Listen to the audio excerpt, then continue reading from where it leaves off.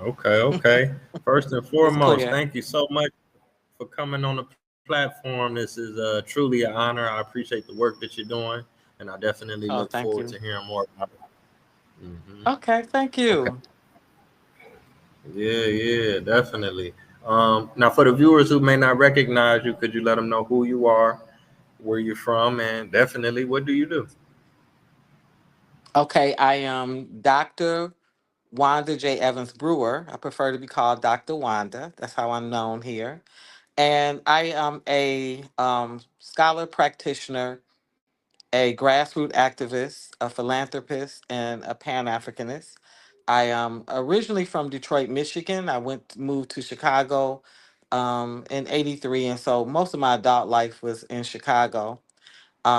And I'm a 35-year educator. I've taught every level: preschool, high school, grammar school, collegiate. I started in the collegiate level at '09, and it was really um, sort of the bottoming out of higher education that drew me to a greater platform of being a global professor. So I would say since like 2015, 2016, I decided to take my gifts, my talents, my skill sets to the continent to see uh, what I could make of in terms of life. I didn't like being overeducated and underemployed. I didn't like always, having to be a part of a strike or going out and, getting on these platforms and fighting on behalf of academics to have a living wage. And so I decided to pull myself out of that machine that I was very active and prominent in. And just, I said, if I have to give it away, I want to give it to those who will most appreciate it and need it. And everybody else will essentially have to pay. Wow, okay, that's amazing. That's really inspiring. And you said 35 years, that's longer than a lot of Hmm. people been alive. You've been doing this. So I have to ask you, like, when did you develop this passion for education and Pan Africanism? Is this something that you I, were you in? know, Okay. well, first of all, I'm a Detroit girl. So if people know, if they follow historically some of these chocolate cities, these predominantly black cities, Detroit was a working class city because we had auto. And so a lot of firsts I was already exposed to. First black mayor, our educators, our police force, our medics. So I came from a lot of watching, black people be intelligent and productive and involved in politics and community. And so it's kind of already was exposed to me by environment. That's one portion. The other portion is that I've always been an avid reader. Like my strength was reading and writing. And so I started reading when I was like 4. And through reading the stories, the biographies and autobiographies of various blacks experience, their journey, be it positive or negative, it shapes you. You come to, you can easily be in, 1857 or 1920, or you can travel with them on buses. You can be with them in when they're, trying to move from the south to the north, or when they're breaking into industry, when they are creators, like the Harlem Renaissance, when we're creating. And so that had a different impression. But the other thing was, black folk were so narrow in terms of opportunities in professionalism. So we benefited from that. So all these black folks that went to school, and then they couldn't get a job, or they couldn't get the job that they wanted to get. They were our educators. So, yeah, we had the best of the best. Plus education was full of black men. And so I had in front of me some of the best teachers in the world. And they wanted to be there um, because that was their community. I mean, I think I was I don't know, maybe like 6, or when, the Black Panther Party was still doing their breakfast program. So there's just so much that was already just kind of around me because of the politics of Detroit and the economic, the social makeup of Detroit. And then I came out of that. So that's and then the final is just coming to Chicago, which was a pretty much a racially divided city. It's always been very intense. And it's very popcorn. You know, you go to one community, it's all Latino. You go to another community, it's all Asian. Then you go over this railroad track, it's Polish. Like it's very checkerboard in itself. And then it had that huge um, it had that huge project, which was Cabrini Green. And so that was a contradiction to all of the progress of this city. Why would you have all of these people piled in this building and then, be constantly keeping them disenfranchised? So if you bring all of that together and then just my own life journey, which, Lorraine Hansberry said it best, to be young, black, and gifted. Once you find out that you actually have a gift or a talent and you're black and you go out into the world, it will tell you what the battle is quick.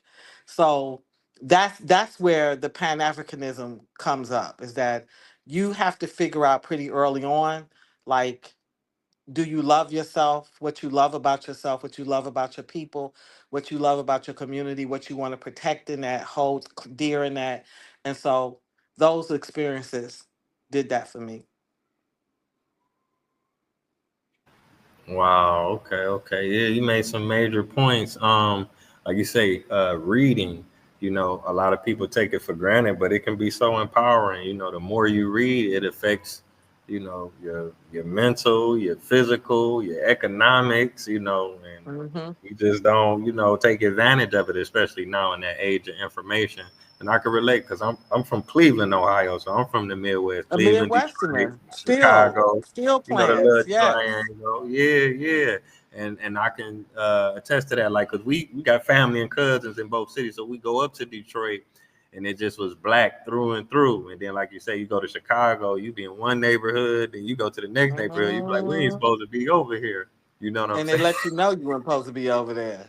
Right, right. You could feel it. It be intense, and then you, like you say, also you got to figure it out early on. If you're gonna love yourself or not, and that kind of take me back to, the Barbie doll test in the Hmm. 1950s, but they do it Hmm. today, and it's the same result. Which doll is the ugly doll? Which doll is the Hmm. mean doll? Which doll is the whatever dial, then you got to face the fact that which dial look like you, and now you only Hmm. 4 or 5 and you done figured it out. So let alone if you're 20, 30, or 40 and you feeling that type of way. So Absolutely.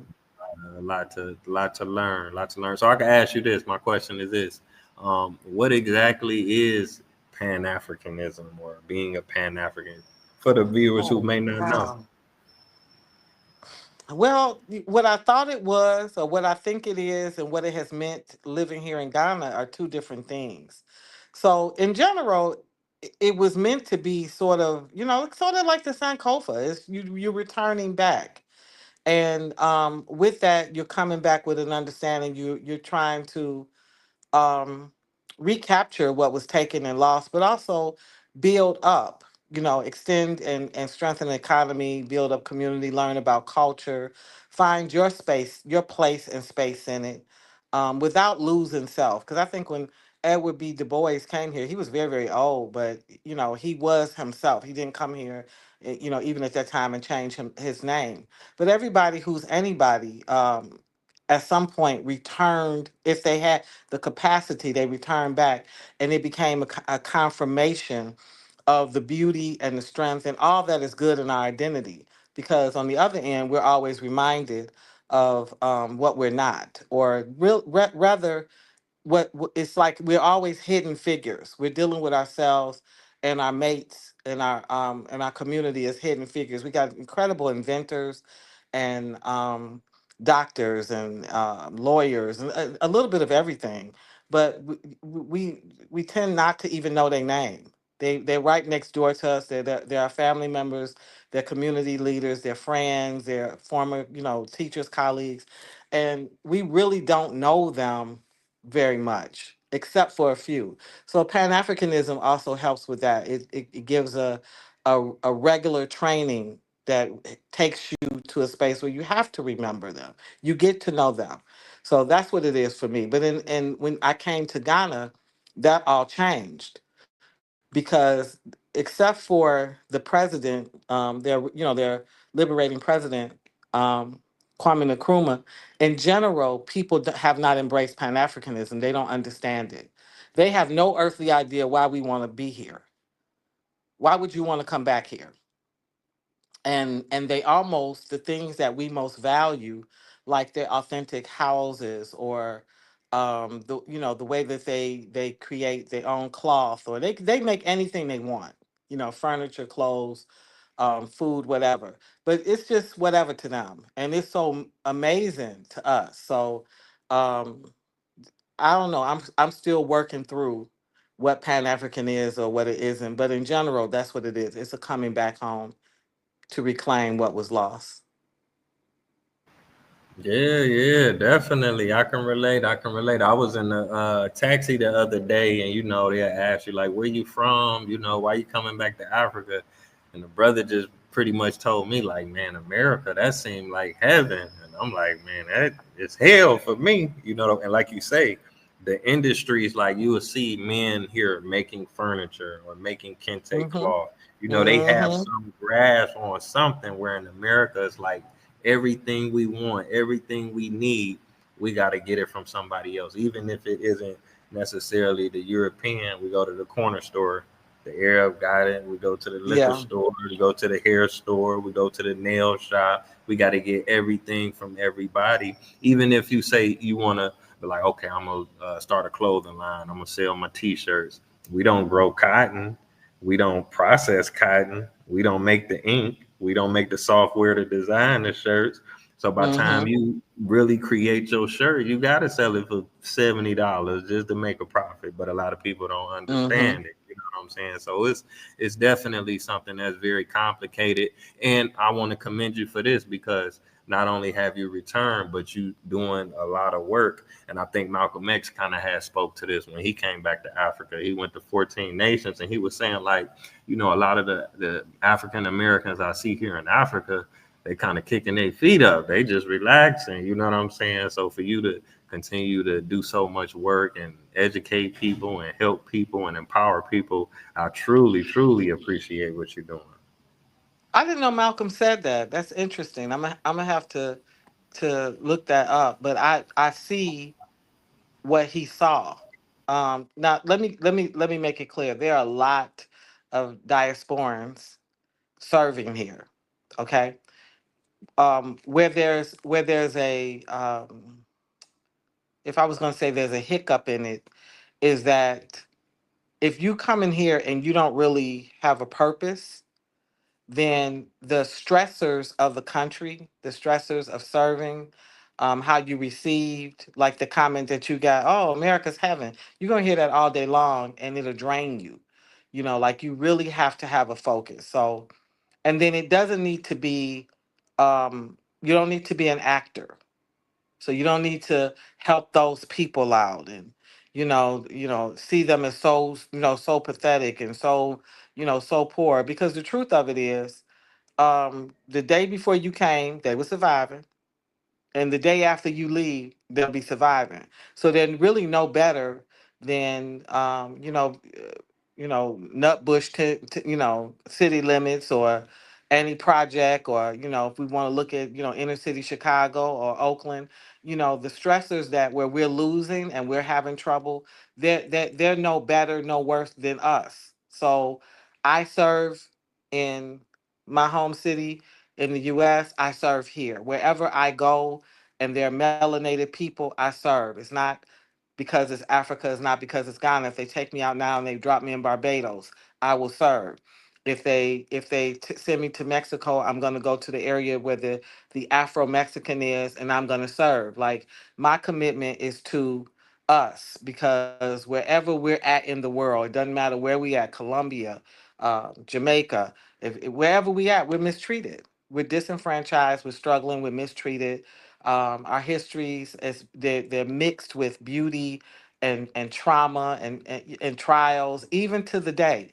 So I just have a soft spot. I'm a humanitarian. I'm not against, I don't want to hurt anyone, but I'm just really, really sensitive to us. Yeah, yeah, definitely. You made some great points. And before I forget, I want to shout out the brother that's in Angola, and I believe that's how we connected. Now, do you have something going on there right now, or are you working on something in I the have future? not, you know what? He is very, very spiritually in tuned. And so he reached out to me about the Angola 2029 and being a chair for that. And he said, I guess he reached out to you about being a co-chair. So I find him to be serious and focused and honest. Um, but also, I think there's something special about um, the age of Aquarius, where we really are in this battle, this spiritual warfare.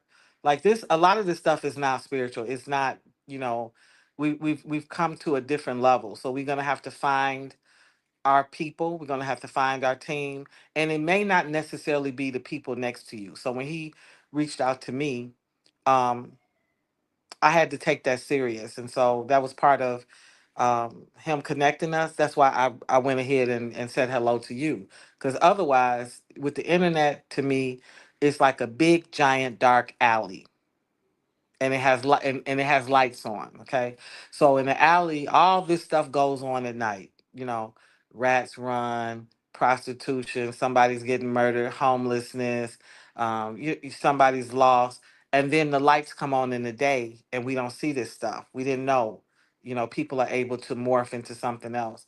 So I don't really play on the internet. I don't really take a lot of you know friend requests or whatever. But there was just something very beautiful and genuine in his spirit. So I decided to check him, to accept his request and then to look at that project, Angola 2029. Wow. Okay. Okay. Big shout out to that king. Maybe he's speaking it into existence. And I'm Aquarius, so that sounds good. The age of When is Aquarius. your I want birthday? January 30th. Okay, I'm February 3rd.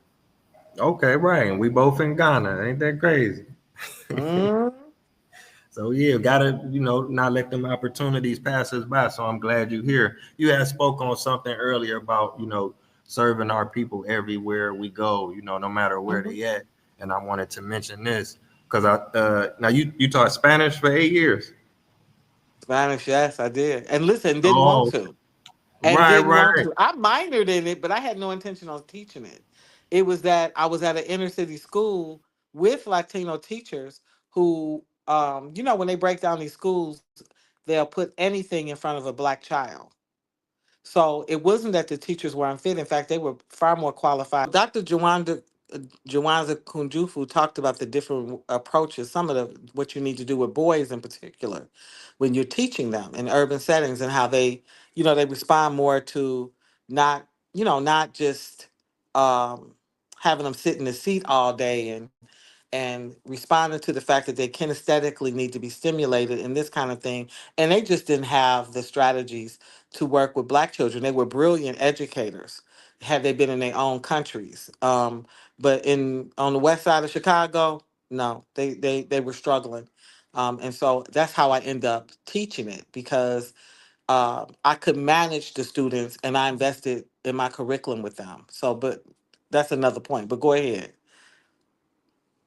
Yeah, yeah. I just wanted to hear about that a little bit because I'm studying education. My goal was to be a teacher for middle childhood. So I've been substituting like the last 3 or 4 years, but I got an opportunity to study abroad in Dominican Republic and Brazil. I spent the whole semester there.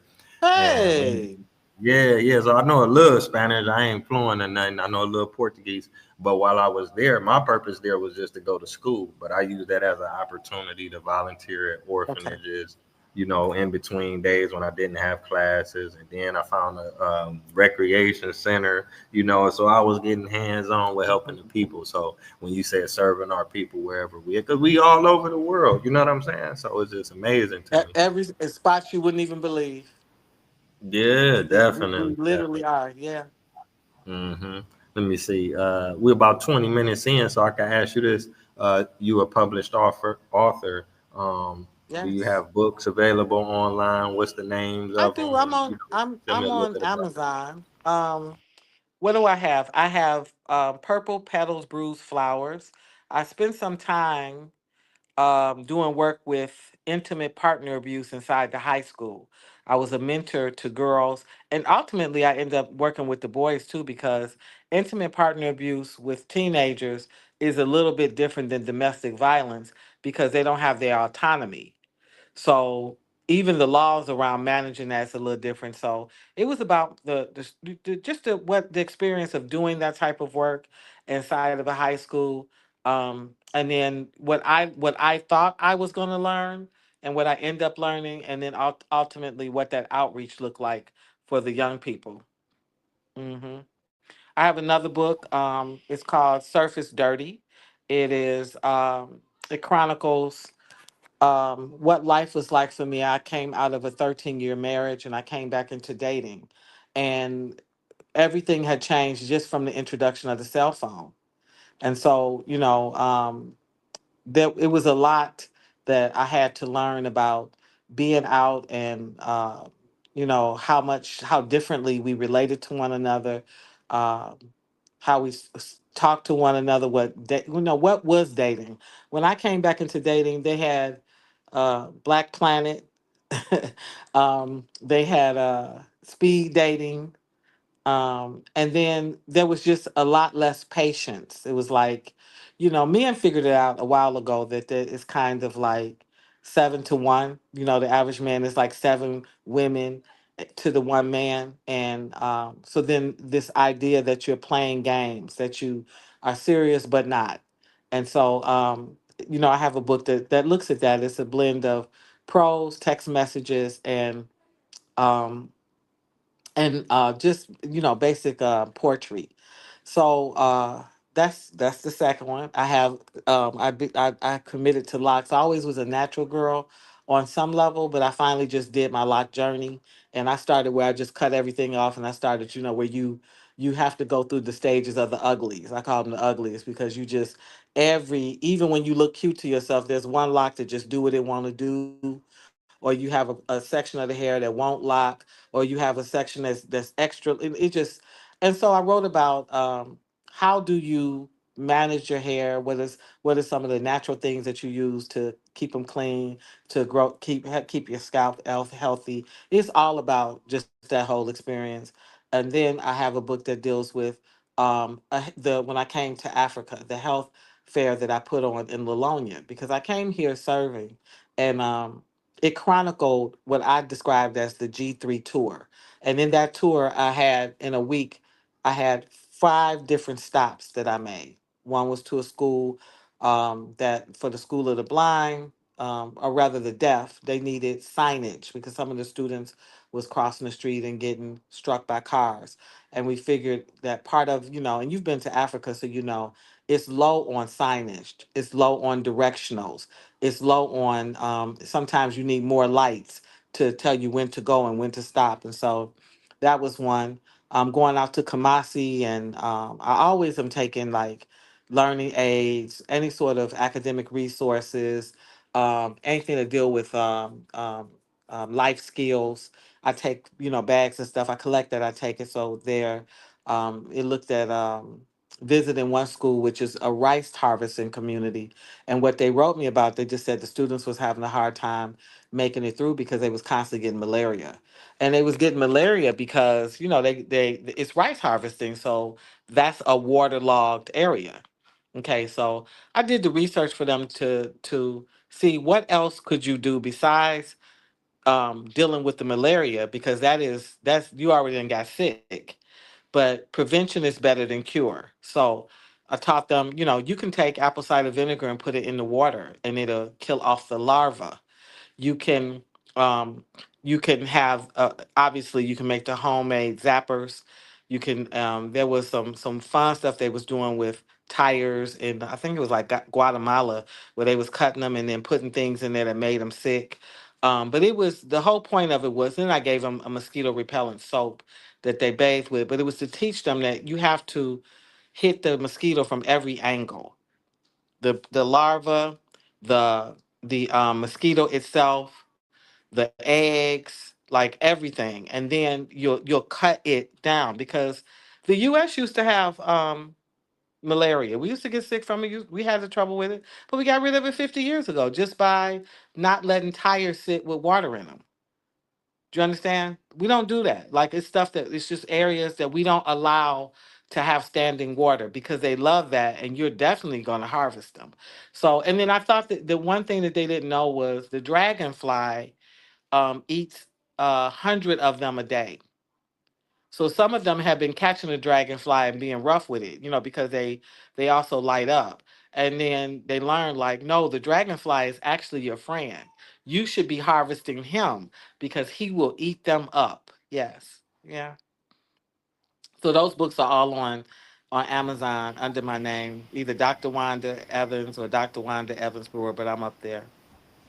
Wow. Okay. Okay. Now that sounds like a documentary or something. Some of the stuff you're doing, it sounds so amazing and interesting. Let me see. Okay. Now I wanted to ask you have a Beyond the Surface radio? Yeah, before I felt, listen, before there was ever Africa, there was Beyond the Surface Radio. And I ran that successfully for about, I want to say, 5 years. And I mean, to the point that was, not only was it on Spreaker, but it was on iHeart. And so I ran that like constantly with doing similar to what you do. I spoke, but I also had interviews because sometimes, people are doing things that actually keep your conversation longer. Like you can have a deeper conversation. They have way more expertise and understanding, and so they take you into other spaces. I still do Beyond the Surface Radio. I always acknowledge it because it was my baby. And so what took me from really working that show like I used to, which I still do it occasionally, is I fell in love with Africa. And Africa, kind of came as a surprise and it consumed me. So I still do the show, but when I was doing the show, we didn't have um Instagram, we didn't have Snapchat, we didn't have YouTube. You understand? It was like at the death of your MySpace. So there was a period where people were thirsty for podcasts. And now we kind of gotten like we want to see everything. We want to hear you and see it. So I still do it and I'm still proud of it, but yeah, that's my baby. Okay, okay. So I guess I got one more question for you. Okay, now you got a TikTok. That seems like that's doing real good. What is exactly the concept behind that page, and where can people find it at if they want to follow you and keep up with what you're doing? I'm Dr. Wanda. It's still Dr. Wanda. I'm not one of them people that do all those different names and incognito and none of that. It's me. Okay, so what's powerful about TikTok? Because I'm on Facebook and I am on YouTube. I do have a YouTube too. Okay, but what was different for TikTok is my daughter was 2 years. My teenager daughter was 2 years trying to get me to do TikTok. And I was like, I'm enough. I'm a person that I try not to um, let the online stuff consume, because you'll look back on your day and you haven't even got out your chair, you haven't stretched, you haven't like actually just sat in a person's face, put the phone down and just enjoyed them. And you live, and life is short. Like I actually want to have a cup of coffee with a friend. I want to go to a movie, and I don't want to let it take over like that. So what I liked about TikTok was I felt like it was a space I could go to. You start off, you can have a 60-minute, you can do 3 minutes, you can do 10 minutes. You understand? All of it doesn't have to be talking. Some of it can be images. You grow in that platform as you get more followers. But how this is how I actually grew that TikTok. So I was just over there just to have a chill spot where if I want to do a duet, if I like a little dance, whatever, okay? And I expressed my opinion about Pan-Africanism. And I said I didn't believe that Africans really understood Pan-Africanism. And I based it off of my marriage. So I have an estranged husband. He's in the UK. So anybody who knows me would tell you I have a no green card policy. I'm not going to take anybody back to America, okay? For me, it's my home and my ancestors built it. So I don't spend my time disrespecting America, all right? But it's still Babylon. It's still cruel. It still has a meanness to it that why would I take you back there? So that's one. Two, this is my retirement plan. I have a plan for myself. I have a plan for my daughter. So my daughter is my last baby. I want her high school days to be boring. I want her to have crushes and her first cry and her first date. I don't want drugs. You ain't got to be shot at. We don't have to do microaggression. You don't have to be gang jumped. All of this stuff that's in schools where teachers are getting beat up, students are getting beat up, the depression, the violence, I knew it was bad when black children started committing suicide. We didn't commit suicide coming out of slaveocracy. Where is that coming from? So I over here it's not perfect, but it's perfect in its imperfection. There's still a family system. There's still elder respect. You understand? There's still structure. So no, my baby is over here. She thriving in school. Right now, she's in boarding school. So if you listen to me talk, you can tell that lady is not going to take you to America. 95% of them want to leave the continent. So he had this perception like, yeah, he could hide it, or I don't know if he thought like he was gonna like, um make love to me so good I would take him, or the stressors of the country would be so much that I would, cry and want to go home. No, I'm not ducking bullets over here. Ain't nobody jumping me. I'm not dealing with, dope fiends, all the stuff that we deal with in these spaces that we used to not deal with. So I was over there saying, why would a person like that think? If you know I'm a Pan Africanist, I'm gonna take you back. Well, I offended so many Africans. Madam, you don't know what you're talking about. You need to, we do know what Pan African is. Well, if you know, why are you trying to go to America? What Pan Africanist would take you to America? Did Julius Nyerere say he was taking people? Did Robert Mugabe say he was taking them? You understand? Like, okay, did Tomas Sankara say he was taking them? No, you don't even, like, you couldn't know. So that opened up this huge fight. And my numbers kept growing and growing and growing and growing. And some of it was like, me defending myself. And then a friend was looking at it because I was starting to get like irritated to the point I wanted to come out of it. But I also was feeling like, no, I'm going to have this battle. And so he looked at my numbers. He was like, they helping you. And I said, what do you mean? He said, look at your numbers. So within 3 months, I went from about 500 people to like 10K. And just from that, because then I gave a response to it, because many of the Africans' response to me was, since you don't okay, then you go back to America then. Since you don't like it, go back. So I said, I'm going back because I'm from Detroit, I'm from Chicago, we ain't letting that go. So I said, I'll go back when the Lebanese and the Chinese leave, I'm leaving with them. You don't tell them to go back, you ain't kicking them out. Why are you saying all this to me? Because so, to make a long story short, those two, and then it all kind of tapered off, and it was just out there viral for a long time, and then it opened up a new conversation because I got introduced to a new set of people that are separate from Facebook, because Facebook is about family, friends, colleagues, right, and TikTok is about interests. Who comes into your circle is interest. So yeah, that's how I ended up building up my TikTok. So my TikTok is strong. Wow. Okay, I'm gonna have to check you out on TikTok.